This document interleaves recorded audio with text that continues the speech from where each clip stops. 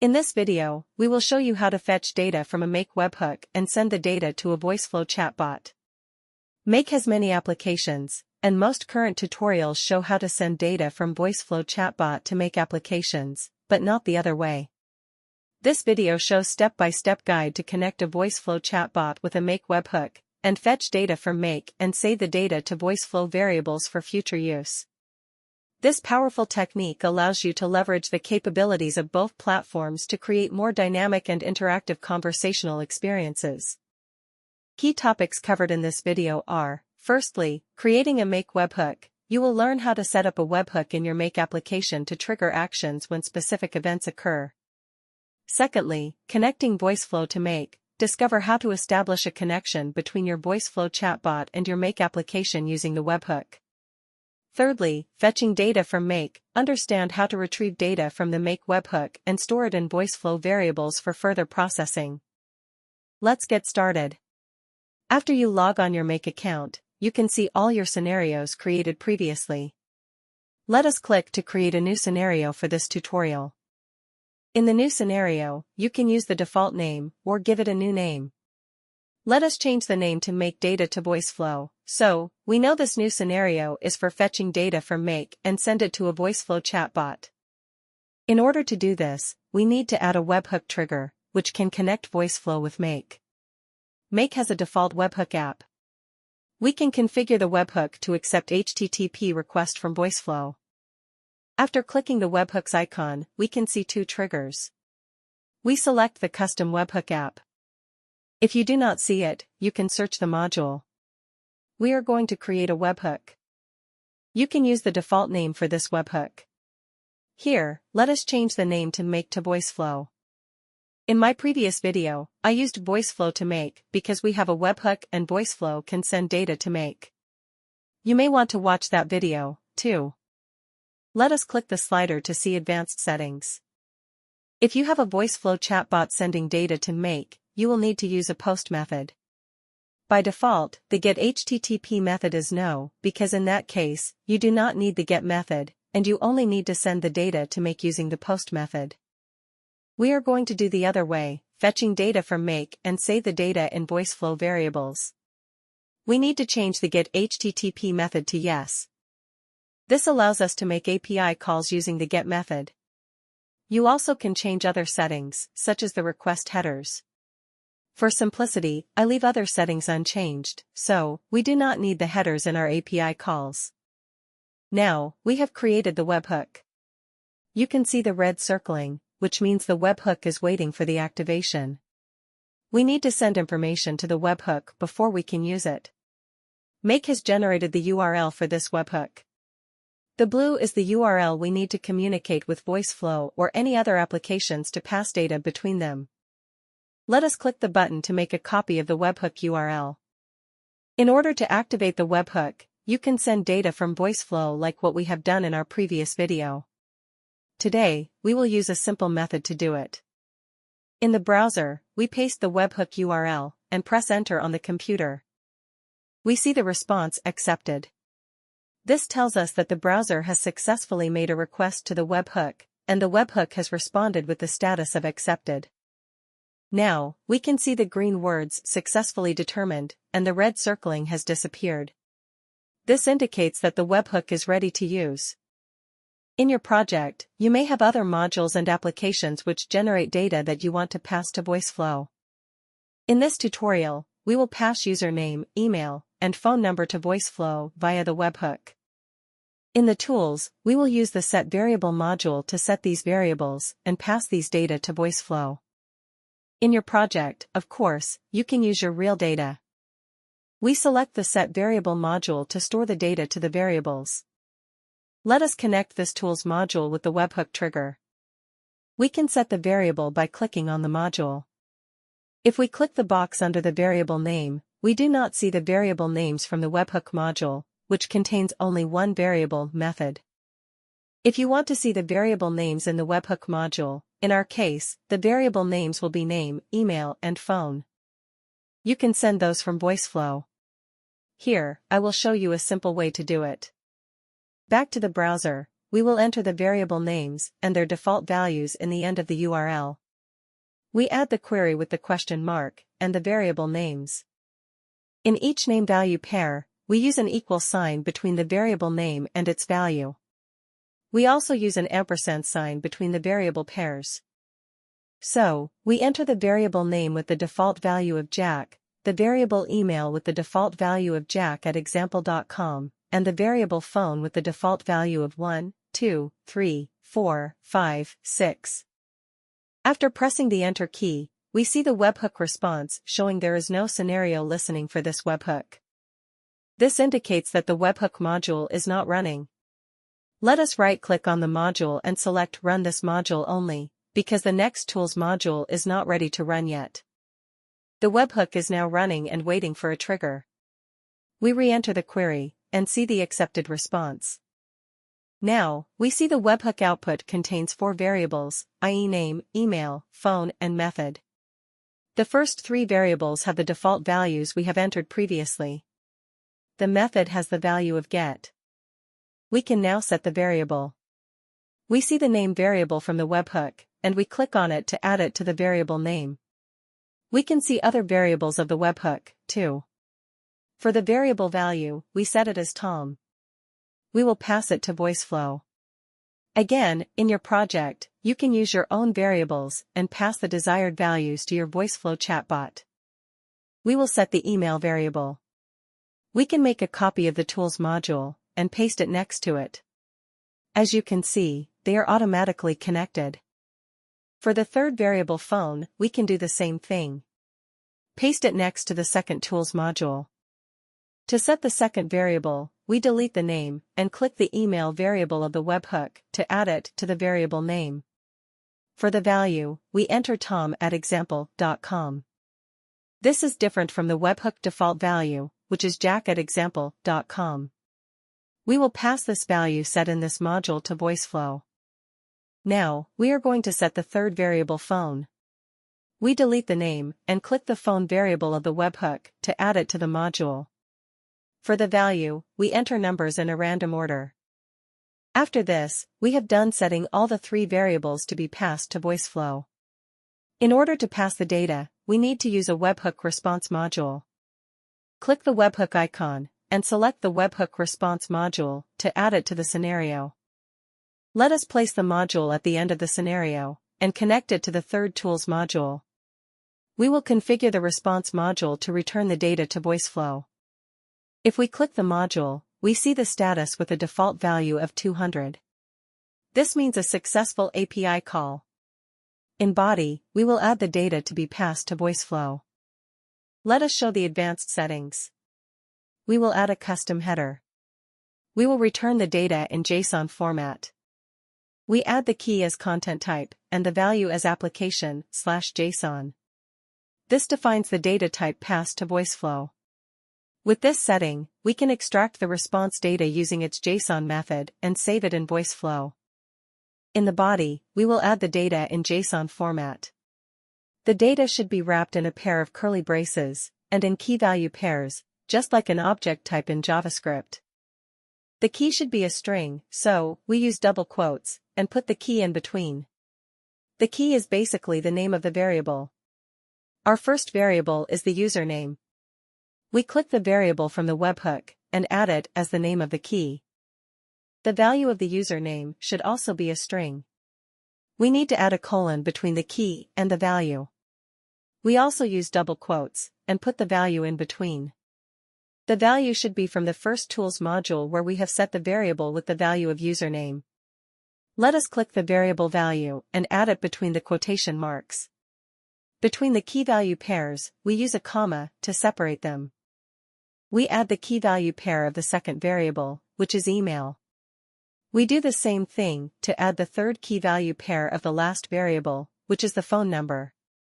Until now, we have added the 3 variables and their values in the body of the webhook response module, which will be passed to Voiceflow when the chatbot sends HTTP request to fetch the data. Do not forget to save the scenario. Now, let us click the button to run once, and we can see the webhook module is running and waiting for a trigger. Back to the browser, we enter the query again. We see the response with the data, which is in JSON format. This is good because it is what we have configured in the webhook response. The values look okay. But the keys are not what we have expected, because we should see the keys as the names of the variables, like username, email, and phone number. It looks like the keys are the values of the variables of the webhook module. In the webhook response module, we have put the variables from the webhook module as the keys. These are actually the values of those variables. We need to change them to their corresponding names of the variables, like name, email, and phone. These keys should be hard-coded string, because they should not change like we had previously using the variables from the webhook module. After we have made the changes, let us click OK to save the changes, and also click to save the scenario, and then run the scenario for once. On the browser, we enter the query again. The response shows the JSON data with the correct key-value pairs. The keys now are the names of the variables. These are looking good. Let us double-check for one more time. The webhook module has the output bundle with all the variables and their default values. The first tools module shows the variable name of Jack and variable value of Tom. Something is wrong, because the name of the variable should be the username. The second tools module shows the variable name of Jack's email.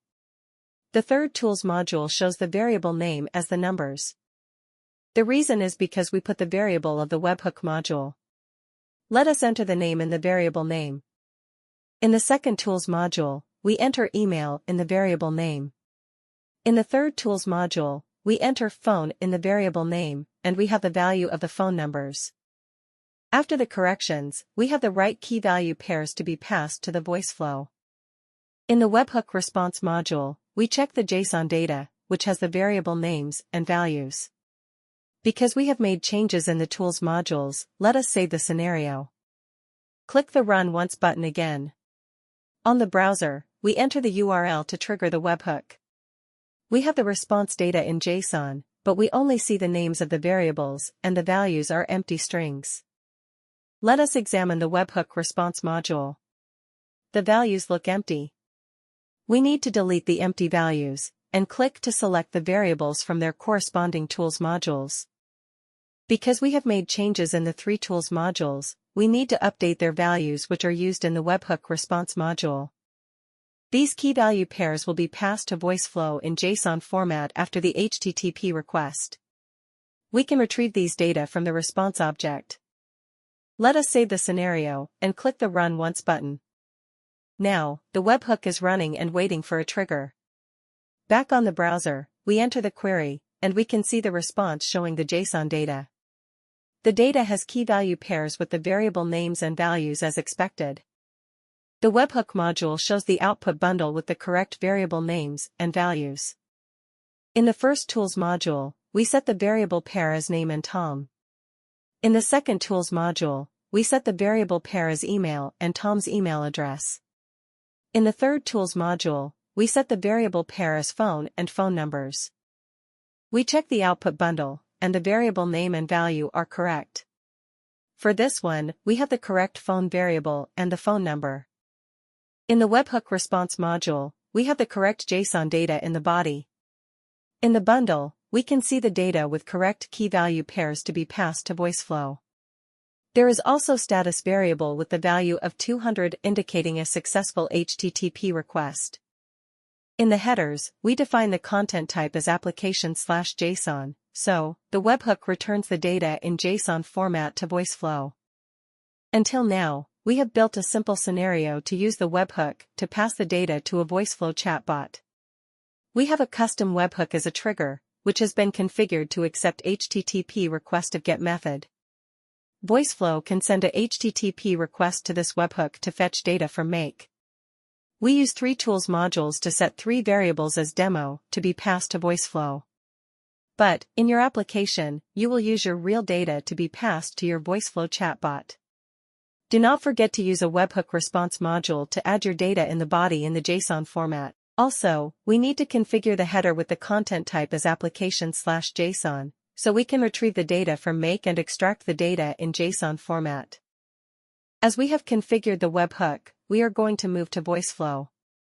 On the Voiceflow canvas, we will build a demo chatbot to retrieve data from Make using a webhook. We put a set block on the canvas, and we are going to set a variable to save the webhook URL. We select the variable URL from the variable list. If you do not have one, you can create a variable. We select the default set to value instead of the expression, because we will enter the webhook URL and save it as a string value. We need to put a pair of quotation marks, and the webhook URL should be placed between the quotes. Let us go to the scenario of Make, and click on the webhook module. We click the button to make a copy of the webhook URL. Paste the webhook URL between the quotes. In order to fetch data from Make, we are going to use a custom action block to connect to an extension, and we will write the extension code to fetch data from Make. We need to configure the custom block. In the custom action name, we enter the extension's name, ext_getMakeData. This name will be used in the extension. In the extension code, we need match the extension name with the trace type or payload name, which we have entered in the custom action block. In the action body, we select JSON, which means we are going to pass JSON data in the body to the extension. The JSON data should be placed between two curly braces. We are going to pass the webhook URL to the extension. So, we have the key of URL, and the value is stored in the variable URL. We use the curly braces to indicate this is a variable. This is the only parameter we need to enter in the action body to pass to the extension, and we will extract it in the extension code. When the extension fetches the Make data and passes it to the Voiceflow chatbot, it will return a trace with type of complete. In the path, we enter complete as the default path. We also need to turn on this stop on action, such that the chatbot will wait until the extension finishes, before it moves to the next step. If not checked, the chatbot will move to the next block without waiting. We are going to use another set block to save the data fetched from Make. As we have defined in the scenario, we have three values that will be passed. They are the username, email, and phone number. The first variable we are going to set is name, and we can select it from the variable list. If you do not see one, again, you can create a new variable. The extension will return the JSON data in the payload with the key of name. In Voiceflow, we use the last_event.payload.name to extract the value. This value will be saved in this variable called name. We click the button to set the second variable. This variable is email, and we can extract the value using the last_event.payload.email. The third variable is phone number, and we can extract the value using the last_event.payload.phone. The last_event is a global variable provided by Voiceflow, which can save the response from the custom action. In this case, the response is returned by the extension. Let us place a message block on the canvas. We will use this message block to display the data to the user. The data are from the variables we have extracted from the last_event variable and saved in the set block. Let us enter the username is and the variable name between the curly braces. Also, we enter the user email and phone number with their variables in curly brace. So far, we have built a simple chatbot demo, which can fetch data from Make, extract the data from payload, and display the data to the user. The most important step is to use the custom block to interact with an extension. In the custom block, we need to pass the extension's name and the webhook URL to the extension. We have the complete path, where the extension returns the data in the payload. Later we use the global variable last_event to extract the data, because it saves the response from the custom action. We also turn on this stop on action to let the chatbot wait for the extension to finish fetching the data from Make. Now, it is the coding time. Let us write code for the extension. In the localhost's www folder, I have created a folder called Make to Voiceflow. In this folder, we will put the extension.js file and index.html file. We add a new file called extension make-to-voiceflow.js. This website will be a very simple one, which can run the demo chatbot we have built. The extension will be implemented to fetch the data from Make. We will have an extension object, and we need to export the object to the chatbot. We define a const variable to save the extension object to be exported to the chatbot. Let us name the object as Make to Voiceflow extension, indicating the data is fetched from Make instead of Voiceflow sending data to Make. In this object, we will have functions to implement HTTP request to get data from Make, and pass the data to Voiceflow. Some of the functions are not supported by Voiceflow's JavaScript block or function block. In this case, we'd better to use an extension. In the extension object, we define the name as Make to Voiceflow. This is not critical, and you may choose a name you want. Next, we need to define the type of this extension. There are two types of extensions, response and effects. Response type renders a custom widget or extension. Effects do not render an extension. Here, we are using response to render the extension to fetch data from Make Webhook. Next, we will check if the trace type matches the extension name. We have a trace object. We have the extension name that has been passed in the trace. We need to check if the names match here. So it is important to ensure you enter the same name. Otherwise, they do not match and we will have a false boolean. We go back to Voiceflow.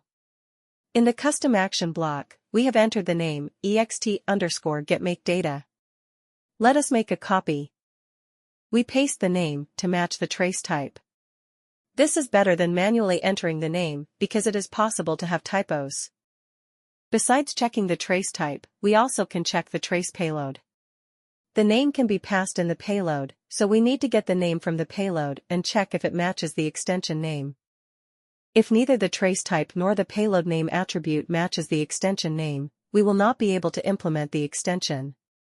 So, make sure you have entered the right name in the custom action block, and both name match. The next part is the render, where our code is going to be implemented to fetch data, extract data from response and return data in the payload of trace to Voiceflow. We have two arguments, trace and element. These are global variables provided by Voiceflow. In our file upload video, we used the element variable. In this tutorial, we will only use the trace variable. We can extract the parameters from the trace payload. Recall, in the custom action block, we have entered a parameter URL, which saves the webhook URL. The parameter can be passed in the trace payload, and we can extract the parameter and use it in the extension. We define a const variable named as URL. We use the trace payload to get the webhook URL using the key URL, and save it in the const variable. Otherwise, we set the URL as null. Then, we define the const variable options to save the HTTP request options object. In the make scenario, we have configured the get method. We need to put the method with the value of get, which means we are going to fetch data from make instead of post data. The method variable is the only parameter we need in the options. Until now, as we have the webhook URL and the HTTP request options, we are ready to write code to make API calls to fetch data from make. It is a good practice to place the code in the try-catch block, because if there is any error during the fetching data process, we can throw the error and catch and display it to the user, so the user will know what step has gone wrong. This is extremely useful for debugging. Let us first check if the webhook URL is null. If it is null, we cannot fetch data. Instead, we need to throw a new object of error. In the error message, we enter webhook URL is null. This tells that we need to check the set block in Voiceflow when we see a null string of the webhook URL. If the custom action block has passed the webhook URL, we have saved it in the variable URL, and we are ready to make API calls to fetch data. The function we are going to use is fetch, where we can pass two arguments, URL, and options. The URL is the destination where the API calls go, so, in our case, it is the webhook URL saved in the URL variable. The options object contains the HTTP method. The fetch function returns a promise. After it is finished, we use its then method to implement the code in the next step. If the promise is resolved, it will return an object response. As you may know, the fetch function initiates a network request and returns a promise that resolves to a response object. When the request completes, the promise is resolved with the response object. If the request fails due to some network problems, the promise is rejected. So, our next step is to check if the response succeeds and its status is OK. We need to check if the response status is OK. If yes, we can go ahead and extract the data, which has been fetched from Make. If the status is not OK, we will throw an error object. If the response fails, we will throw an error. We create an error object with the new keyword and pass the argument with a string message. As this step may be due to network failure, we specify the HTTP error, and the user will know it is due to the network error. We also show the status using the response's status attribute. The status read-only property of the response interface contains the HTTP status codes of the response. For example, 200 for success, 404 if the resource could not be found. If the response status is OK, it will contain the data we need, and we can extract the data for later use. The response object has a JSON method, which can extract the JSON data from the response. So, in the else clause, we can extract the JSON data from the response, which contains the data we need. We use this JSON method to get the JSON data from the response. After we return the JSON data, we use the then method again to implement the next code. We have the argument result, which stores the JSON data. The data is fetched from Make, including the username, email, and phone number. At this moment, we have all the JSON data. We use an arrow function, and we are going to check the data in console. We use console.log to display the data. First, we display the result object.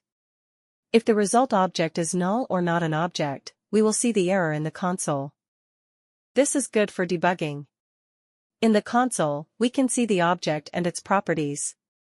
We use the console's log method to log out the username. It is contained in the result object, and we can retrieve the username using the results name attribute.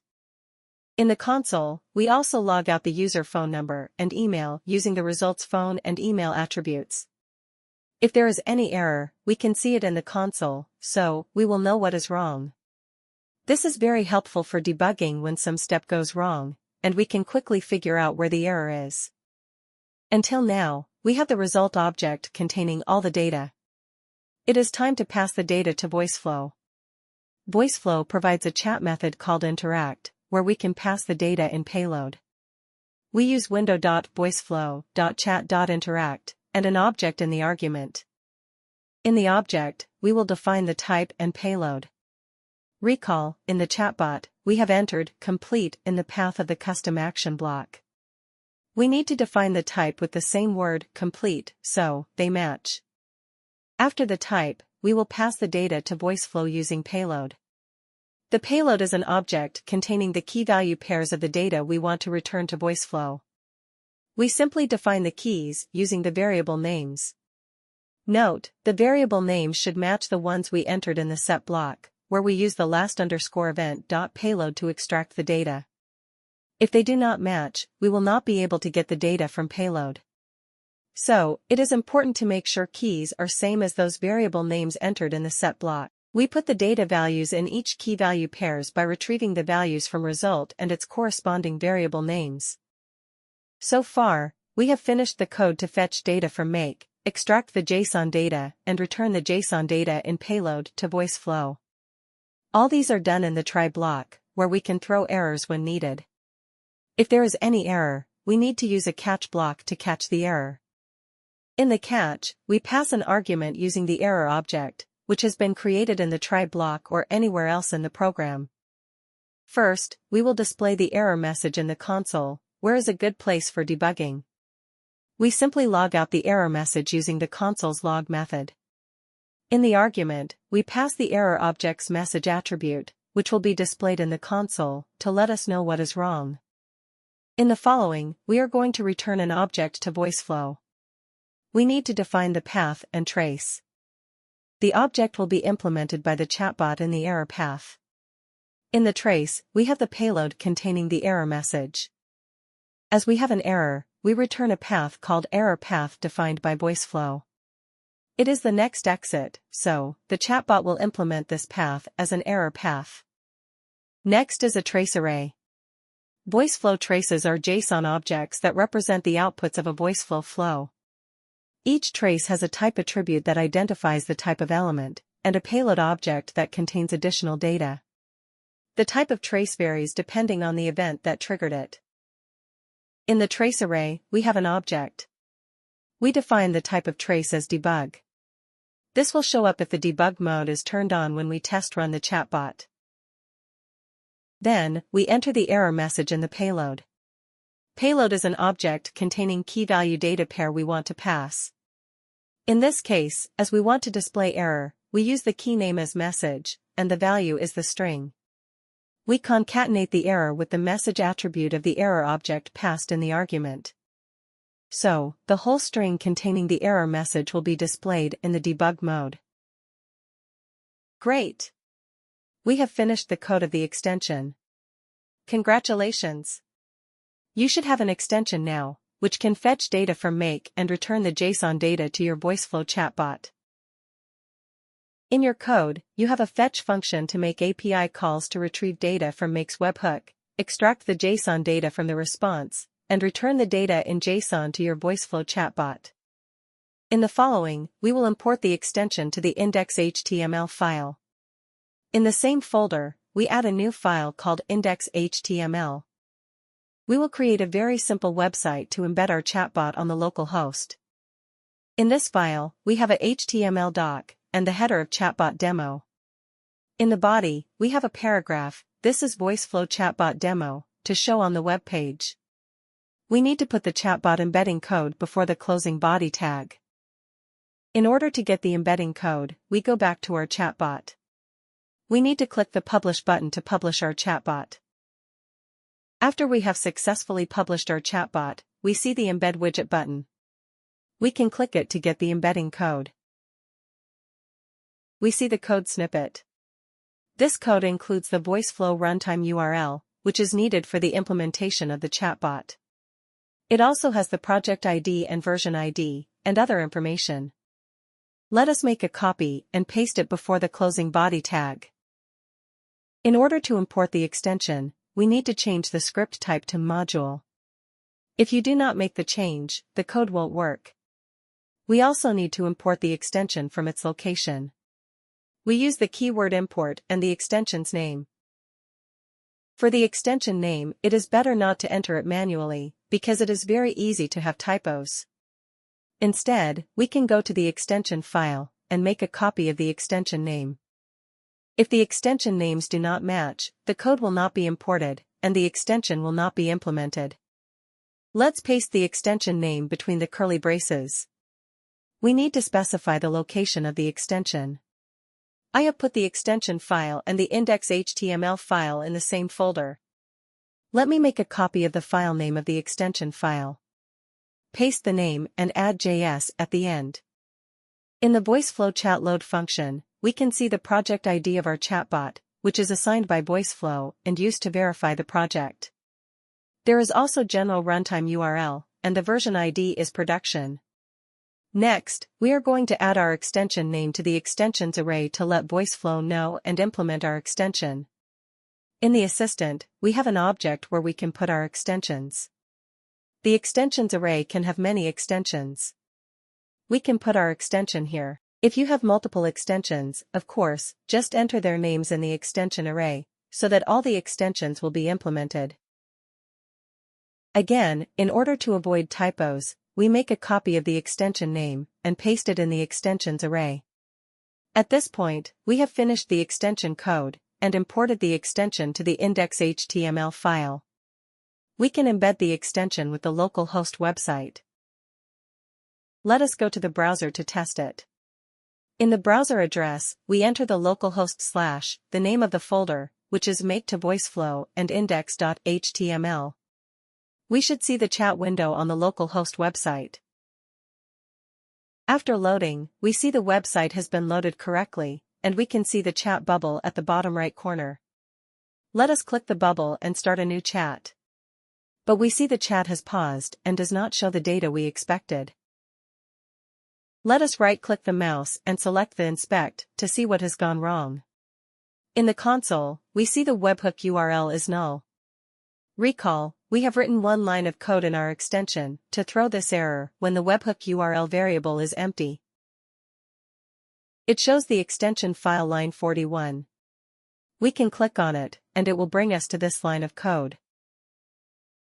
Back to line 14, we can see our code throwing a new error object with the message of webhook URL is null. This indicates the variable URL is empty. It can further refer to line 6, where we extract the webhook URL from the payload. This tells us we have problems with the trace payload. We need to go back to check if there is anything wrong with the custom action block. If we find bugs in the custom action block, we can fix them. I think this is a good example to use the try-catch block in our code to catch and display errors, and it is extremely helpful when we run the code and encounter bugs.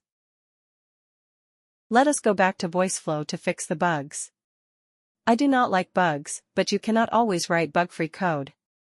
Even now, you may get AI help to write some code, and you may still encounter bugs from time to time. I would say, it is okay to have bugs. The most important thing is we know how to find the bugs and fix them correspondingly. In the custom action block, we need to check the action body. In the action body, we have entered the webhook URL, which has been passed to the extension. It looks like we have empty webhook in the action body. In order to see the variable changes, we can run a test in the debug mode. The debug mode is very helpful. It can display the related variables that change values during the running. If there is any error, it will also display the error message to let us know what has gone wrong. Click the button to run test. I have already turned on the debug mode. So, we can see the changes of variable shown from one value to another. As we can see, the variable URL changes from the initial value 0 to the webhook URL. This is good, which means the set block works well, and the variable URL stores the webhook URL. But we can see there is an error. It shows error passing as JSON. You may have noticed that the key URL has the correct pair of quotation marks, but its value, the webhook string, has 2 pairs of quotation marks. So, when passing as JSON, this is not in JSON format. We may need to remove 1 pair of quotation marks. Let us go back to Voiceflow Canvas to fix the bug. In the custom action block, we go to the action body, and let us remove the quotes. It looks like the variable URL contains a pair of quotation marks. If we add another pair, it will have 2 pairs of quotation marks. That is the error we have seen when passing JSON. After we have removed the quotes, let us run the test again. We are still in the debug mode. As we can see, the variable URL changes from initial value 0 to the webhook URL string. But the passing JSON error has disappeared. This means we have fixed the bug. Now, the chatbot can pass the webhook URL in the JSON format to the extension, and we should test to see if there is any other error.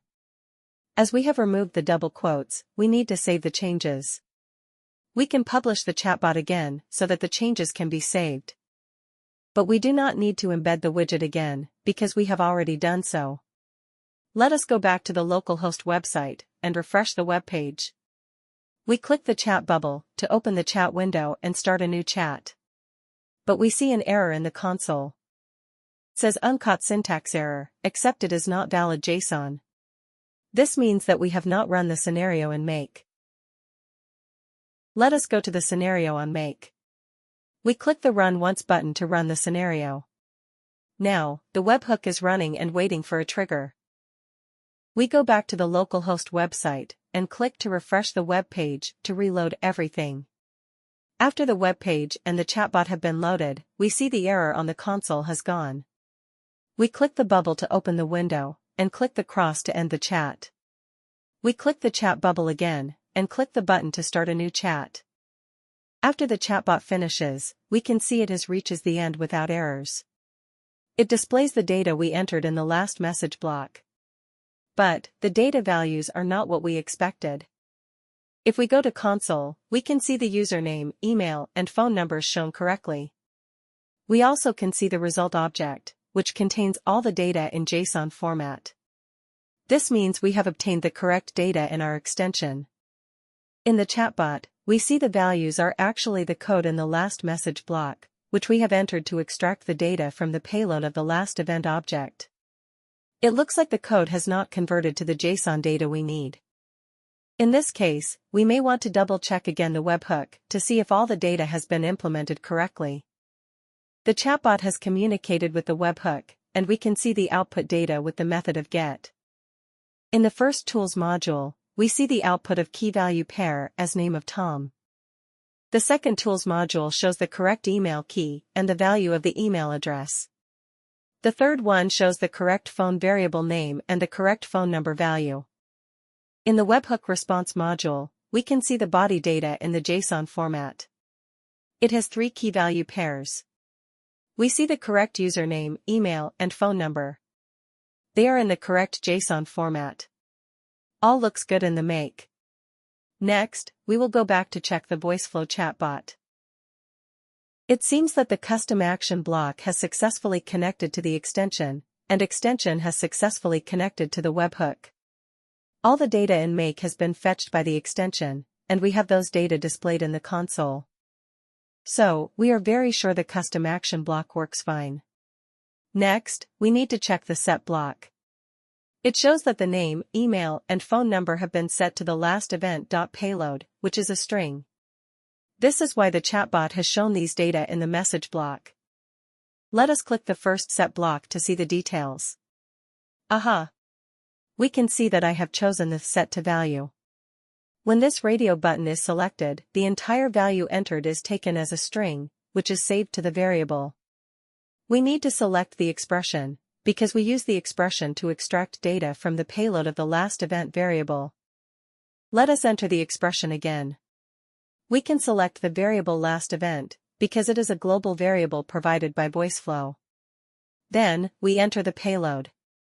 Lastly, we enter the variable name. With this expression, the chatbot will implement this code and retrieve the username from the payload, and save it in the variable. Let us correct the second set block, where we have set the variable user email. Instead of entering the expression manually, let me make a copy of this expression. This can lower the chance of entering wrong typos. We select the expression radio button, and paste the expression to extract the user email from the payload of the last event variable. We do the same thing for the third set block. We make a copy of the expression, select the expression radio button, and paste it to extract the phone number from the payload of the last event variable. With all the corrections, we should be good to go. Let us click the Publish button to save all the changes. After publish, the chatbot will run a new version with all the corrections. We can skip the embedding step, because we have already done so. Let us go to Make. We click the Run Once button. The webhook is now running and waiting for a new trigger, which will be sent from the chatbot. On the localhost website, let us refresh the web page. After the web page loaded, we click the chat bubble to open the chat window, and we click to start a new chat. We can see the chatbot displays the data with username, email, and phone number. But the phone number is messed up with email. In the console, we can see all the data are displayed correctly. We need to fix the bug to display the correct phone number instead of email. Let us first check again the webhook in the Make scenario. We check the webhook module, and it is correct. We then check the last webhook response module, and all the data are correct. We only need to quick check the first and last modules. That is it. Back to the chatbot, in the set block, we are going to correct the third variable setting. We delete the email at the end, and enter the phone instead. Every time when we make any changes on the chatbot, we need to push the chatbot to save all the changes, so that the chatbot will run the new version with all the saved changes. Do not forget to click the Publish button to publish the chatbot. Otherwise, the changes will not be saved, and the chatbot will still run the old version without the changes. Let us go to Make. Again, we click the Run Once button and the Wait for New Data button. In this way, we let the webhook run and get ready to wait for a new trigger. We refresh the localhost web page and click the chat bubble to open the chat window. We click to start a new chat. We can see all the data displayed correctly. The username, email, and phone number have their correct values as expected. In the console, all the data are correct. This means the chatbot has successfully fetched data from Make Webhook and displayed correct data to the user. In summary, we have shown you how to fetch data from Make using a webhook. We have built a simple scenario to set the variables. In your project, you can use your own data to pass to your Voiceflow chatbot. The key thing is to use a webhook module to accept triggers from the Voiceflow chatbot, and a webhook response module to return the data to the chatbot. In the webhook setting, we need to select Yes for the HTTP GET request in order to let the webhook to accept the GET request from the chatbot. You can also set the headers and other parameters. We pass the data to the webhook response module. In the webhook response module, we need to set the data in JSON format and add the content type as application/JSON. So, the chatbot can extract the JSON data from the response. We set the status as 200 to indicate a successful HTTP request, and return the correct JSON data. We also have shown you how to embed the chatbot to a localhost website with an extension. If you have followed along, you should have a very powerful extension which can fetch data from Make and return the data to the chatbot. Hopefully, you have enjoyed this video, and feel the tutorial helps a little. Thank you for watching. If you like this video, please subscribe and give a thumbs up. If you have any comments and suggestions, please let us know. Thank you for your support.